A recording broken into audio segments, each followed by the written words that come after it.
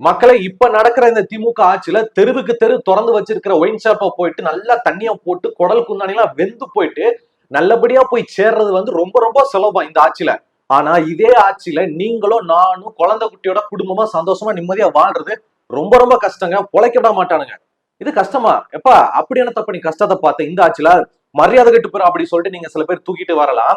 Seven ஹாஸ்பிட்டல்ல போயிட்டு செக்கப்பை முடிச்சிட்டு வண்டியில ஓரமா போய்கிட்டு இருந்த ஒரு நிறைய மாத கர்ப்பிணியும் அவ வயித்துல இருந்த சிறுவையும் திமுக கட்சி கொடி கட்டுனா ஒரு நிர்வாகி ஸ்பீடா வந்து தாறுமாறா வண்டியை ஓட்டிட்டு அடிச்சு தூக்கி அந்த நிறை மாச கர்ப்பிணி அக்காவையும் அவங்க வயித்துல இருந்த சிசுவோட உயிரையும் பறிச்சுட்டு நான் ஒரு திமுக காரன் எனக்கு எல்லா ஆளுக்கும் சப்போர்ட் இருக்கு அப்படின்னு சொல்லி இன்ஃபுளுன்ஸை யூஸ் பண்ணி சில பல அரசியல்வாதிகள் தலையிட்டு அவனை காப்பாத்தி விட்டாங்க.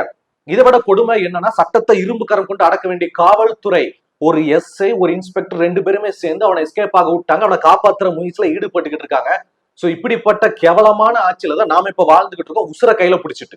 மக்களை இந்த கொடூரமான சம்பவம் எங்க நடந்துச்சு எப்ப நடந்துச்சு இதுல பாதிக்கப்பட்ட அந்த பெண்மணி யாரு அந்த சிறுவையும் தாயோட உயிரையும் பறிச்சு அந்த திமுக கட்சிக்காரன் சொல்லப்படக்கூடிய அந்த கொடூரமானவன் யாரு அவனை எந்தெந்த அரசியல்வாதிகளும் எந்தெந்த போலீஸ்காரங்களும் அவனை காப்பாத்தி விட்டாங்க அவனுக்கு தண்டனை கிடைக்குமா கிடைக்காதா இதுக்கு ஆளுங்கட்சி அரசாங்கம் என்ன பதிலா சொல்ல போகுது அப்படின்றதான் இந்த செய்தியில நீங்க தெரிஞ்சுக்க போறீங்க. மக்களை சென்னை மதுராந்தகம் பகுதியை சேர்ந்தவர் தான் வாசுதேவன். இவருடைய மனைவி தான் மோனிகா.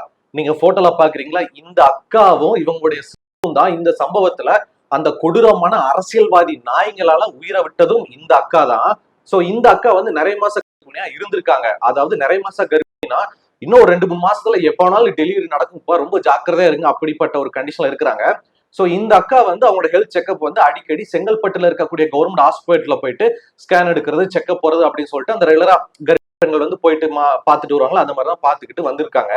சோ அதே மாதிரிதான் கடந்த 5ஆம் தேதி இந்த அக்காவும் இவங்களுடைய ஹஸ்பண்ட் வாசுதேவனும் அவங்களுடைய ஸ்கூட்டி எடுத்துட்டு இவங்க மதுராந்தகம் அந்த பகுதியில இருந்து செங்கல்பட்டுல போயிட்டு அந்த ஸ்கேன் எப்பயும் போல செக்அப்காக போயிருக்காங்க. சோ செக்அப்ல நல்லபடியா முடிச்சுட்டு ரிட்டர்ன் சந்தோஷமா நமக்குன்னு ஒரு வாரிசு பிறக்க போறாங்க அப்படின்ற ஒரு மகிழ்ச்சியா அந்த 2 பேருமே ஸ்கூட்டில ரிட்டர்ன் சென்னை டு திருச்சி அந்த தேசிய நெடுஞ்சாலையில மதுராந்தகத்தை நோக்கி வந்துகிட்டு இருக்காங்க.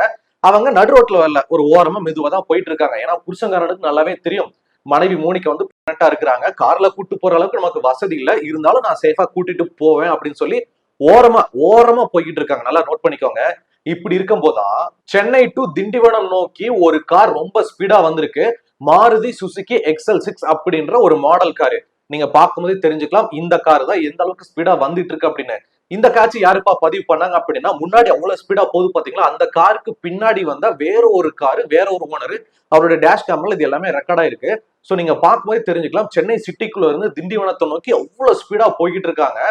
ஒரு மாதிரி தாறுமாறா ஓட்டிக்கிட்டு இருக்காங்க. பொதுவா ஹைவேல வந்து ஒரு கார் ஸ்பீடா போகணும் ஸ்பீடு எடுக்கணும் அப்படின்னா எப்பவுமே அந்த சென்டர் மீடியேட்டரை ஒட்டி இருக்கிற இப்ப ரோடு இப்படி போனா ரைட் லைன்ல தான் ஓரமா ஸ்பீடா போகணும். ஏன்னா லெப்ட் லைன்ல பாத்தீங்கன்னா மக்கள் நடமாறது சைக்கிள் போறது 2 வீலர் போறதுக்காக வச்சிருக்காங்க. அதுவும் சென்னையை தாண்டி அப்படிங்கும் போது சோ அப்படி இருக்கிற நிலைமையில இந்த காரை ஓட்டிட்டு வந்த அந்த நாய் அவ்வளவு ஸ்பீடா போயிட்டு அந்த அவனோட ரூட்டையே மாத்தி லெப்ட் லைன்ல ஸ்கூட்டி 2 வீலர் எல்லாம் போற ரூட்ல வேகமா போயிருக்கான். அப்படி போகும்போதுதான் நான் ஆல்ரெடி சொன்ன மாதிரி செவனேன்னு மனசுல 1000 கனவுகள் அவ்வளவு ஆசைகளோடைய போயிட்டு இருக்கக்கூடிய இந்த மோனிகா மற்றும் அந்த வாசுதேவன் அண்ணன் அவங்க போற ஸ்கூட்டி மேல பயங்கரமா மோதி இருக்கிறான் இந்த காரை ஓட்டின நாய். சோ அந்த கொடூரமான காட்சி தான் நீங்க பாத்துக்கிட்டு இருக்கீங்க. சோ இந்த மாபெரும் இந்த மோதலுக்கு அப்புறமா அந்த ஸ்கூட்டில இருந்து அந்த மோனிகாக்கு அவங்க வயித்துல அந்த வயித்தை புடிச்சுக்கிட்டு அப்படியே கீழே விழுந்துட்டாங்க. அந்த அடிச்ச அடியில கீழே விழுந்த உடனே அவங்களுக்கு பலத்த காயம் ஏற்பட்டிருக்கு. அதே சமயத்துல ஹஸ்பண்ட் வாசுதேவன் இருக்காரு பாத்தீங்களா அவங்களுக்கும் காயம் ஏற்பட்டிருக்கு. சோ அதுக்கப்புறமா எல்லா மக்களா ஒண்ணு கூடி ஆம்புலன்ஸ்க்கு கால் பண்ணி போலீஸை வர வச்சு அவங்க 2 பேரும் ஆம்புலன்ஸ்ல கூட்டிட்டு போயிட்டாங்க. இந்த சம்பவம் நடந்த இடத்துல அந்த ஸ்கூட்டி வந்து அடிச்ச அடியில எல்லாம் சுக்கு சுக்கா நொறுங்கி ஸ்பார்க் ஆகி பிடிச்சு எரிஞ்சு கறிக்கட்டையா கிடக்கு. அந்த காட்சி தான் நீங்க பாத்துக்கிட்டு இருக்கீங்க. இதுல கொடூரமான விஷயம் என்ன அப்படின்னா அந்த இடத்துல ஹிட் பண்ணிட்டு அந்த காரை ஓட்டிட்டு வந்தான் பாத்தீங்களா அவன் அடிச்சுட்டு நிக்காம போறான் நிக்காம போயிட்டான். அதுக்கப்புறமா அந்த பின்னாடி வந்து அந்த டேஷ் கேமரால ரெக்கார்ட் பண்ணிட்டு வந்தாருல அவரு வந்து இந்த மாதிரி ஆகி போச்சு இடிச்சுட்டு நிக்காம ஓடுறான் பாரு அப்படின்னு சொல்லிட்டு காரை விரட்டிட்டு வந்து அப்படி சேஸ் பண்ணி நிப்பாட்டி இருக்கிறாங்க. இப்படிப்பட்ட கொடூரமான விபத்தை ஏற்படுத்தின அந்த காருக்கு சொந்தக்காரன் நாய் யாருன்னா அவன் பேரு விக்னேஸ்வரன். அவன் ராமநாதபுரம் கமுதி ஏரியாவை சேர்ந்தவன். அவன் வந்து ஒரு இன்ஜினியர் அந்த மாதிரி சொல்றாங்க. அவங்களுடைய மனைவி சென்னையில் இருக்கக்கூடிய ஒரு காலேஜ்ல ப்ரொஃபஸரா இருக்கிறாங்களா என்ன அளவு அது நமக்கு தெரியாது. ஆனா இவன் வந்து சென்னையில ஏதோ ஒரு இடத்துல மேரேஜ் ஃபங்க்ஷன் அட்டன் பண்ணி முடிச்சுட்டு ரிட்டர்ன் போய்கிட்டு இருக்கும் போதுதான் இந்த கொடூரமான விபத்தை அவன் பண்ணியிருக்கிறான். இந்த கொடூரமான சம்பவத்தை பண்ண அந்த விக்னேஸ்வரனையும் அவனுடைய காரையும் இதுக்கு ஆதாரமா இருந்த அந்த டேஷ் கேமரால பதிவாயிருந்த சிசிடிவி கேமரா அந்த ரெக்கார்டு எல்லாத்தையும் வச்சு அந்த விக்னேஸ்வரனை மடக்கி பிடிச்சாரு பாத்தீங்கன்னா அந்த கார் டிரைவர் ஒருத்தர், வேற ஒரு கார் டிரைவர். அவரு வந்து மதுராந்தகம் இன்ஸ்பெக்டர் வெங்கடேசன் அவர்கிட்ட போயிட்டு ஒப்படைச்சிட்டாரு. சார் இந்த பாருங்க இந்த மாதிரி பெரிய விபத்து நடந்திருக்கு, இவன் தான் இந்த மாதிரி தான் பண்ணிருக்கா, இதான் அவனோட கார் சார், பிடிச்சி ஆக்ஷன் எடுக்கு சார் எல்லாமே கொடுத்ததுக்கு அப்புறமா நாம என்ன நினைச்சிருப்போம், செத்தாண்டா அவனுக்கு வந்து போலீஸ் அரெஸ்ட் பண்ணி உள்ள தள்ள போறீங்க அப்படின்னு சொல்லிட்டு. அதுதான் நடக்கல. ஏன்னா என்ன நடந்துகிட்டு இருக்குது, இது திமுக ஆட்சி நடந்துகிட்டு இருக்கு. இதை விட கேவலமான விஷயம் என்ன தெரியுமா, இந்த காரை ஓட்டிட்டு வந்தான் பாத்தீங்களா, அவன் காருக்கு முன்னாடி டிஎம்கே கொடியை வச்சிருக்கான். இட் மீன்ஸ் அவன் வந்து ஒரு திமுக கட்சிக்காரன்றதை இன்டைரக்டா மக்களுக்கு சொல்றான். அதுக்கப்புறம் என்ன நடந்திருக்குன்னா, அவனை வந்து ஹாஸ்பிட்டலுக்கு அனுப்பிச்சு வச்சிருக்காங்க. அவன் வந்து ட்ரங்க் அண்ட் டிரைவ்ல ஓட்டிருக்கானா அப்படின்னு செக் பண்றதுக்காக. சோ ரிசல்ட் என்ன வந்திருக்குன்னா, அவன் குடிக்கல, ட்ரங்க் அண்ட் டிரைவ்ல ஓட்டல அப்படின்ற மாதிரி சொல்லியிருக்காங்க. சரி ஓகே, அவன் குடிச்சிட்டு ஓட்டல. அப்புறம் அந்த கார் எதுக்கு அவ்வளவு ஸ்பீடா போட்டுச்சுன்னு கேட்டா, ஓட்டுறவன் கட்டுப்பாட்டை இழந்துருச்சான். எப்படி கொண்டு வர்றாங்க பாருங்க. ஓட்டுறவன் கட்டுப்பாட்டை இழந்து அவ்வளவு ஸ்பீடா போயிட்டு அந்த ரூட்டு மாதிரி லெப்ட்ல செவனேன்னு போய்கிட்டு இருந்தவங்கள அடிச்சு தூக்கிடுச்சு. இது வந்து கிடையாது, இது வந்து ஒரு விபத்து அப்படின்ன மாதிரி காவல்துறையினர், அது மதுராந்தகம் போலீஸ்ல இருக்கிறவங்க சொல்றாங்க. இதுல மக்கள் தெரிஞ்சுக்க வேண்டிய உண்மை என்ன அப்படின்னா, அந்த விக்னேஸ்வரர் இருக்கான் பாத்தீங்களா, விபத்தை ஏற்படுத்தினவன், அரசியல் அழுத்தம் காரணமாக அவனை வந்து வீட்டுக்கு போக சொல்லிட்டாங்களா. எப்படி தெரியுமா, போன் போட்டிருக்கேன், போன் போட்டு அண்ணே இப்படி மாதிரி ஆகி போச்சுன்னு சொல்லிட்டு வட்டம் மாவட்டம் எம்எல்ஏ சொல்லிட்டு அங்கிட்டு இங்கிட்டு போன் வந்து மதுராந்த டிபார்ட்மெண்ட் அந்த போலீஸ் ஸ்டேஷன் போன் பண்ணி, அப்பா நம்ம வயது விடுப்பா அதெல்லாம் பேசி பாத்துக்கலாம் அப்படின்னு சொல்லிட்டு சொல்லியிருக்காங்க. அதுக்கப்புறம் போலீஸ் ஐயா சரிங்க நம்ம தெரிஞ்சவங்க சரியா சரியா அடிச்சு தூக்கிட்டு வந்திருக்காங்க, அனுப்பிச்சு விட்டுறேன் அப்படின்னு சொல்லிட்டு இந்த காவல் ஆய்வாளர்கள் என்ன பண்ணிருக்காங்கன்னா அவனை வந்து அனுப்பிச்சு விட்டாங்க. அவன் வந்து ஆளு வந்து வீட்டுக்கு போயிட்டான். ஏன்னா இது வந்து திட்டமிட்ட கார்ல நடந்த விபத்துப்பா, சட்டத்துல இதுக்கு வந்து அப்பெல்லாம் தண்டனை கொடுக்க இடம் இல்ல. விபத்துக்கான காரை பறிமுதல் பண்ணி விபத்துக்கு நடந்ததுக்கு கார் தான் பார்க்க முடியும், ஆளுங்களை எப்படி பண்ண முடியும் அப்படின்னு சொல்லிட்டு சட்டத்தை இப்படி எல்லாம் பயன்படுத்துறாங்க பாருங்க. நமக்கு ரொம்ப பரிச்சயமான மிகப்பெரிய செய்தி சேனல்ல இருக்கக்கூடிய ஒரு முக்கியமான ஒரு ஆள் வந்து அந்த மதுராந்தகம் காவல் நிலையத்துல இருக்கக்கூடிய அந்த காவல் ஆய்வாளர் வெங்கடேசன், அவர் தான் விசாரிக்கிறாருல, அவருக்கு கால் பண்ணி சார் இந்த மாதிரி நடந்திருக்காமே சார், 2 பேரும் போயிட்டாங்க, என்ன சார் ஆக்ஷன் எடுத்தீங்க, உங்களுக்கு என்ன தெரியும் கேட்டதுக்கு ஒரு மாதிரியா ரெஸ்பான்ஸ், எந்த லட்சணத்துல ரெஸ்பான்ஸ் கொடுத்திருக்காருன்றத நீங்களே கேளுங்க. வண்டி வந்து அதிவேகத்துல போய் ராங் ரூட்ல போய் இடிச்ச மாதிரி இருக்கு சார். வீடியோ ரிலீஸ் ஆயிருக்கு. அது ஒன்று ராங் ரூட்லாம் இல்ல, போயிருக்காரு, பின்னாடி போயிருக்காரு. தூக்கத்துல விட்டாலா எப்படி விட்டாலும் நமக்கு அது தெரியல. அதுக்கு மேல இல்ல நீங்க ட்ரங்க் அண்ட் டிரைவ்ல டெஸ்ட் பண்ணிருப்பீங்களா சார்? இல்ல கிடையாது கிடையாது கிடையாது, அதெல்லாம் செக் பண்ணிட்டோம், ஆளைய உடனே செக் பண்ணி அதெல்லாம் பண்ணிட்டோம். இல்ல இப்போ உங்களுக்கு நீங்க விசாரிச்சீங்கன்னா கண்டிப்பா விக்னேஸ்வரன் வந்து என்ன வேலை பாக்குறாரு, ஏன் அவ்வளவு ஸ்பீட்ல வந்தாரு என்னங்கறதெல்லாம் கண்டிப்பா தெரிஞ்சிருக்குமா சார்? இல்ல நீங்க என்ன கேட்க வரீங்க எனக்கு புரியல, சொல்லுங்க. இல்ல அவரு யாரு, என்ன இது குடிச்சிருந்தாரா இல்லன்னா அதிவேகத்துல போய் செக் பண்ணியாச்சு. வண்டி வந்து இடிச்சது உண்மை, அதிவேகமா போச்சு. அந்த வீடியோ ரெக்கார்டிங் ஒன்று கூட நாங்க பார்த்தோம். ஆனா வேகமா வந்திருக்கு, ஹைவேஸ் இல்லையா அது? ஹைவேஸ்னா இப்படிதான் போவாங்களா வேகமா? எல்லாமே நிறைய போறாங்க, என்ன கேக்குறது, எப்படி நாங்களும் பேரிகேட் போட முடியல அந்த இடத்துல எல்லாம். ஒரு தடவை விபத்து நடந்த இடத்துல ஹைவேஸா இருக்கிறதுனால பேரிகேட் போட்டு ஸ்லோ பண்றதுக்கும் வழி இல்லாம இருக்கு. புதுசா அந்த காரோட விபத்து நமக்கு தெரியுது. அந்த கார் வந்து ரூட்ல இருந்து ரோட்டை விட்டு இறங்கி போய் அடிக்குது, அவங்கள ரோட்ல அடிக்கல. சரிங்க, அடிச்சு அவங்க ரோட்ல வந்து விழுறாங்க, செதறி இதாகுது. நம்ம விசாரிச்சாச்சு, அனுப்பியாச்சு, சர்டிபிகேட் கொடுத்தாச்சு அப்படின்னு மட்டும் தான் சொல்றோம் சார். இது வந்து நீங்க கேக்குறது, நீங்க சொன்னது வந்து வண்டி இடிச்சுக்கிட்டது வந்து ஒரு காரு இன்னொரு கார் இடிச்சது, அது யாரையும் கன்ஃபியூஸ் பண்ணி சொல்றாங்க. மக்களே, நீங்க போட்டோல பாக்குற இந்த காவல் ஆய்வாளர் வெங்கடேசன் என்ன ரெஸ்பான்ஸ் கொடுத்திருக்காருன்னா, சார் அது ஆளுங்க திட்டமிட்டு யாரும் பண்ணல சார், ஹைவேஸ்னா அப்படி இப்படிதான் சார் நடக்கும், அதெல்லாம் ரொம்ப சகஜம் சார், அது மட்டும் இல்லாம அவர் வந்து குடிச்சிட்டுலாம் ஓட்டல, இது வந்து ஒரு விபத்து சார், இதெல்லாம் பெருசுப்படுத்த வேண்டாம் சார் அப்படின்ற மாதிரி இர்ரெஸ்பான்சிபிளா ஆன்சர் பண்ணிருக்காங்க. அது மட்டும் இல்லாம டிஎம்கே கட்சி கொடியாங்க கார்ல கட்சி கொடி கட்டிருக்காம கேட்டதுக்கு இந்த ஆய்வாளர் என்ன சொல்லிருக்கா, சார் கட்சி கொடி எல்லாம் கட்டல சார், அது வேற ஒரு கார் சார் அப்படி சொல்லிட்டு மலிப்பி இருக்கிறாங்க. அதுக்கப்புறமா தான் அவர் விசாரிச்சுட்டு வரேன்னு போயிட்டு ஆமா சார் கட்சி கொடி கட்டிருக்கு அப்படின்னு சொல்லிட்டு மலிப்பி இருக்காரு. ஆரம்பத்துல தெரியாதுன்னு சொன்னீங்க, ஏன்னா அந்த கேஸ் நீங்க தான் எடுத்துக்கிறீங்க, பாத்துருக்கீங்க, எஸ் எல்லாம் போயிட்டு ஸ்பாட்ல போயிட்டு என்னன்னு பார்த்து செக் பண்ணி உங்களுக்கு சொல்லியிருக்காங்க. கட்சி கொடியான்னு கேட்டதுக்கு டிஎம்கே கட்சி கொடி இல்லைன்னு சொல்லிட்டு பதறீங்களே, அப்ப நீங்க வேலை பார்க்கறது மக்களுக்காவா இல்ல உங்க டிஎம்கே கட்சிக்காகவா? போலீஸ்காரங்களை பொறுத்த வரைக்கும் இந்த மாதிரி பெரிய விபத்துகளை பார்த்து நிறைய கேஸ பார்த்து மனசு மறத்து போகும் அப்படின்ற மாதிரி நாங்க கேள்விப்பட்டோம். ஆனா மனசாட்சியே இல்லாம போகுமாங்க. அந்த சம்பவம் தான் இப்ப ரீசெண்டா இந்த கட்சி இதுல நடந்துகிட்டு இருக்கு. ஏன்னா ஏற்கனவே சென்னை வானகரத்துல ஒருத்தன் நல்லா உங்களுக்கு தெரியும், நான் கூட நியூஸ் போட்டேன், ஓம் நமோ பகவதே வாசுதேவாய நமக அப்படி சொல்லிட்டு ஒரு குண்டு பையன் மந்திரன் சொல்லிட்டு நான் வந்து ஒரு பார்ப்பனன் அப்படின்னு சொல்லிட்டு நூலை காட்டிட்டு அவன் எஸ்கேப் ஆயிட்டான். அவன் ஆளு என்னானா ஒண்ணும் தெரியல. கேட்ட என்ன சொல்லிட்டாங்க, அவன் வந்து ஒரு விபத்தை தான் ஏற்படுத்தினான், இது வந்து கிடையாது, ஏன்னா அவன் வந்து ட்ரங்க் அண்ட் டிரைவ்ல ஓட்டிருக்கான், அது வந்து ஒரு விபத்து அப்படின்ற மாதிரி அவனை எஸ்கேப் பண்ணி விட்டாங்க. வெறும் அபராதத்தை மட்டும் ஃபைன் பண்ணி காரை சீஸ் பண்ணிட்டு. சோ அதே மாதிரிதான் இங்கேயும் நடந்திருக்கு. சோ நம்ம தமிழ்நாட்டை பொறுத்த வரைக்கும் நீங்க ஒரு கார் வச்சிருக்கீங்கன்னா காரை ஓட்டிட்டு போய் கால் எவனை வேணாலும் அடிச்சு தூக்கி சர்வ நாசம் பண்ணலாம், எவனும் கேட்க முடியாது. கேட்டா விபத்து சார், சார் ஆக்சிலேட்டர் பிடிக்கல சார், சார் பிரேக் பிடிக்கல சார் சொல்லிட்டு நீங்க அசால்ட்டா பதில் சொல்லிட்டு போயிட்டே இருக்கலாம். சோ சட்டத்துல இதுக்கு வந்து விபத்துல தான் உங்களுக்கு வந்து கேஸ் பண்ணுவாங்க, சும்மா அபராதம் விதிப்பாங்க, உங்க காரை உள்ளத்துக்கு வைப்பாங்க, அதுக்கப்புறமா காரை வந்து அக்கா கழட்டி உங்க கையில கொடுத்துருவாங்க, அவ்வளவுதான், எஸ்கேப் போயிட்டு போயிட்டே இருக்கலாம். இந்த லட்சண மையத்துலதான் இருக்கு நம்ம தமிழ்நாட்டோட சட்டம். சோ தெரிய படம் பார்த்திருப்பீங்க, அதுல ஒரு சீன் வந்திருக்கும், அதே சீன் தான் இங்க வந்து ரீக்ரியேட் பண்ணிருக்கானுங்க இவனுங்க. ஏன்னா அதே மாதிரிதான் இவன் தாறுமாறா காரை ஓட்டிட்டு போயிட்டு அடிச்சு தூக்கிட்டு ஒரு கர்ப்பிணி பண்ணி சிசுவையும் கருணை இல்லாம பண்ணிட்டு அதுக்கப்புறமா பாத்தீங்கன்னா விபத்துன்னு சொல்லி கேச மூடிட்டு காசை வாங்கிட்டு அவன் திமுக காரன் மேல இடத்துல இருந்து பிரஷர் வருது அப்படின்றதால எஸ்கேப் பண்ணி விட்டானுங்க. இப்போ புரியுதா எப்படிப்பட்ட மோசமான ஆட்சி நடக்கிற இடம் தமிழ்நாட்டுல நாம இருந்துக்கிட்டோம் சொல்லிட்டு. இங்க பாருங்க, இதுக்கு மேலே சில பேர் தூக்கிட்டு வராதீங்க, பாலா இந்த ஆட்சியில மட்டும் தான் நடக்குதா மத்த ஆட்சியில நடக்கல அப்படின்னு சொல்லிட்டு. எப்பா திமுகவிலையும் சரி அதிமுக ஆட்சியிலையும் சரி எல்லா விஷயங்களும் பண்ணிட்டு கட்சி கொடியை பண்ணி கட்சி கொடி மேல பலிய தூக்கி போடுறாங்க, கட்சி ஆட்கள் மேல பலிய தூக்கி போடுறாங்க. நான் எல்லா கட்சியில இருக்கக்கூடிய நிர்வாகிகளும் குறை சொல்லல, சில கட்சியில இருக்கக்கூடிய சில அதிகாரிகள் நிர்வாகிகள் கட்சியை சேர்ந்தவங்க சில பேர் கரெக்டா இருக்கிறாங்க, அவங்க வந்து தப்புனா தப்பு தாங்க நான் ஒத்துக்கிறேங்க அப்படி சொல்லிட்டு மன்னிப்பு கேட்கிறாங்க. ஆனா சில பேரு நான் கட்சியில இருக்கேன் தெரியுமா, எங்க தலைவருக்கு நான் ரொம்ப க்ளோஸ் தெரியுமா, எம்எல்ஏ மச்சான் வட்டம் மாவட்டம் அப்படி சொல்லிட்டு கட்சி பேரை பயன்படுத்தி இவ்வளவு பெரிய விபத்துகளை கருணையே நம்ம பண்ணிட்டு போறீங்களே.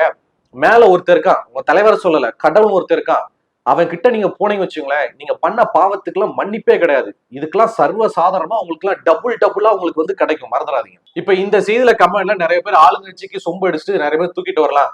எப்பா இந்த ஒயின் ஷாப்பு இந்த டாஸ்மார்க்கு இது என்ன திமுக ஆட்சியில அதிகமா இருக்கா, யோ இதெல்லாம் அதிமுக ஆட்சியில எம்ஜிஆர் கொண்டு வந்ததியா அப்படி சொல்லிட்டு நீங்க சொல்லலாம்.